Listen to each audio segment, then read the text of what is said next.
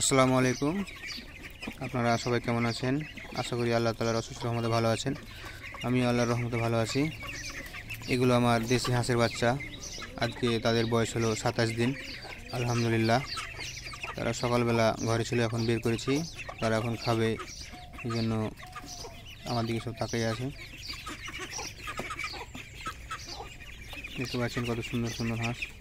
আলহামদুলিল্লাহ, আল্লাহ তাআলার কাছে অশেষ শুকরিয়া। এখন তাদেরকে আমি খেতে দেবো। তারা খাবার খুঁজছে, দেখতে পাচ্ছেন।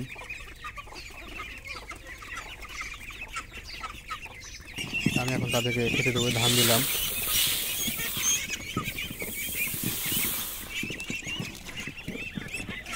দেখতে পাচ্ছেন তারা সুন্দরভাবে খাওয়া দাওয়া শুরু করে দিয়েছে। খাওয়ার জন্য প্রতিযোগিতা করছে তারা, হাঁসগুলো আমার।